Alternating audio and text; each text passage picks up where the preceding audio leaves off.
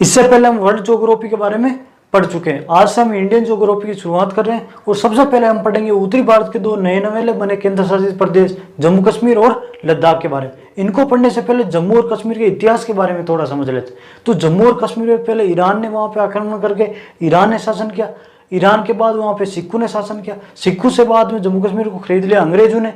अंग्रेजों के बाद में अंग्रेजों से जम्मू कश्मीर को जो है वो खरीद लिया डोगरा शासकों ने और अंतिम तक वहाँ पे डोगरा शासक ही जम्मू कश्मीर पे शासन करते रहे और अंतिम डोगरा शासक थे राजा हरि सिंह। तो जम्मू कश्मीर में पहले किसने शासन किया? ईरान ने। ईरान के बाद सिक्खों ने, सिक्खों के बाद अंग्रेजों ने और अंग्रेजों के बाद वहाँ पे डोगरा शासकों ने शासन किया। और जब देश आज़ाद हुआ उस टाइम डोगरा शासक ही वहाँ पे शासन कर रहे थे। अब जब देश आज़ाद हुआ उस टाइम देश एकजुट तो था नहीं, रियासतों में बटा हुआ था।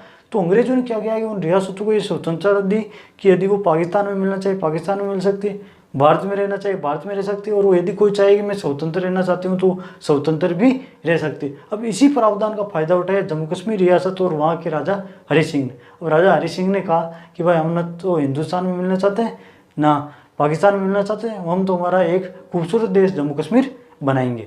तो राजा हरि सिंह ना तो भारत में मिले ना पाकिस्तान में मिले, अपने आप को उन्होंने स्वतंत्र ही रखा। लेकिन इसी दौरान होता क्या है, अक्टूबर 1947 के अंदर पाकिस्तानी कबाली हमला बोल देते जम्मू कश्मीर।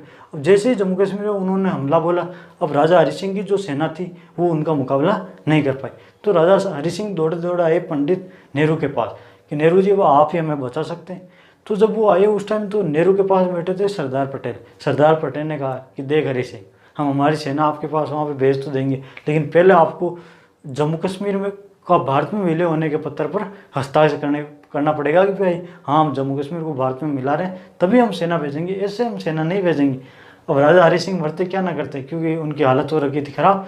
तो राजा हरि सिंह ने फिर 26 अक्टूबर 1947 को जो है वो जम्मू और कश्मीर को भारत में विलय होने के पत्र पर हस्ताक्षर कर देते हैं। अब जैसे उन्होंने भारत में जम्मू कश्मीर के विलय होने के पत्र पर हस्ताक्षर करते हैं तो ब्रिगेडियर उस्मानी के नेतृत्व में भारतीय सेना वहाँ पे जाती है और उन कबालियों को वहाँ से खदेड़ती है। इस प्रकार जम्मू और कश्मीर रियासत को भारत में मिला लिया जाता है। अब जब जम्मू और कश्मीर रियासत को भारत में मिलाया उस टाइम जम्मू और कश्मीर के शासकों और वहाँ की जनता को खुश करने के लिए भारत सरकार ने वहाँ पे अनुच्छेद 370 और 35A के तहत जम्मू और कश्मीर को एक विशेष राज्य का दर्जा दे दिया, जिसके तहत कि जम्मू और कश्मीर बाकी भारत के जितने भी राज्य के लोग हैं वो जम्मू कश्मीर में कोई ज़मीन नहीं खरीद सकते।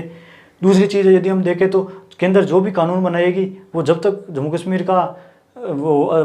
कश्मीर अनुमति नहीं देगी तब तक वहाँ पे वो कानून लागू नहीं होगा। इस प्रकार विशेष प्रावधान जम्मू कश्मीर को दिया गया है। लेकिन ये भी कहा गया कि अनुच्छेद 370 जो हम दे रहे हैं ये टेम्परेरी, इसको कभी भी हटाया जा सकता है। अब इसी चीज़ का फायदा उठा के 5 अगस्त 2019 को जो है वो जम्मू कश्मीर को जो विशेष राज्य देने वाला जो अनुच्छेद था वो 370 अनुच्छेद को हटा दिया। तो याद रखना अनुच्छेद 370 को कब हटाया? तो 5 अगस्त 2019 को। इसके बाद एक चीज़ और की, 31 अक्टूबर 2019 को जम्मू और कश्मीर पुनर्गठन अधिनियम 2019 के तहत, तो 31 अक्टूबर 2019 को जम्मू और कश्मीर पुनर्गठन अधिनियम 2019 के तहत जम्मू और कश्मीर को दो केंद्र शासित प्रदेश जम्मू कश्मीर और लद्दाख के रूप में दो अलग केंद्र शासित प्रदेश बना दिए जाते हैं। तो इस प्रकार जम्मू और कश्मीर को दो अलग केंद्र शासित प्रदेश जम्मू कश्मीर और लद्दाख को बांट दिया जाता है दो केंद्र शासित प्रदेशों में। कब? तो 31 अक्टूबर 2019 को जम्मू और कश्मीर पुनर्गठन अधिनियम 2019 के तहत। तो इसको याद रखना। जम्मू और कश्मीर के बारे में यदि हम और देखें तो जम्मू और कश्मीर के 30% भाग पे जो है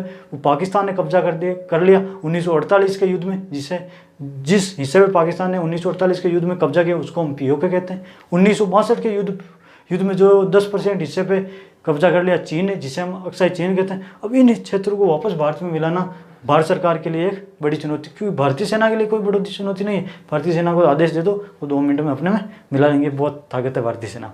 तो इनको भारत में मिलाना बहुत बड़ी चुनौती रहने वाली। अब हम जम्मू कश्मीर और लद्दाख की भौगोलिक स्थिति के बारे में थोड़ा समझते हैं। तो जम्मू और कश्मीर के दर्रे की बात करें, दर्रा समझते हो ना, 2 पर्वतों के बीच के सकरे मार्ग को तो कहते हैं हम दर्रा, और 2 पर्वतों के बीच के चौड़े मार्ग को हम कहते हैं घाटी। तो हम दर्रे के बारे में देखें तो बुर्जिला दर्रा है जो कि श्रीनगर को POK से जोड़ता है। काराकोरम दर्रा वो भारत व चीन को जोड़ता है। जोजिला दर्रा जो है वो श्रीनगर को लद्दाख से जोड़ता है।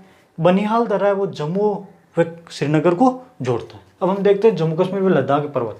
तो काराकोरम, जास्कर, पीर पंजाल और लद्दाख, ये 4 यहाँ पे पर्वत याद रखना। काराकोरम, जास्कर, पीर पंजाल और लद्दाख, यहाँ पे 4 पर्वत है।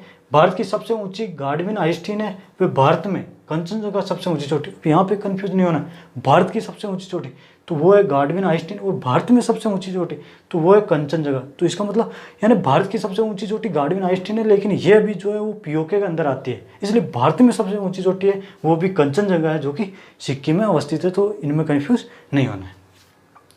और आगे देखिए, पीर पंजाल पर्वत व धौलाधार पर्वत के बीच सवात घाटी व कुलून घाटी है, जो कि सेब के लिए प्रसिद्ध है। तो पीर पंजाल व धौलाधार पर्वत के बीच कौन कौन सी घाटी है? एक तो सवात घाटी, एक कुलून घाटी, जो कि सेब के लिए प्रसिद्ध है। लेकिन जो ये सवात घाटी है ये भी भारत में नहीं है, ये पीओके में है।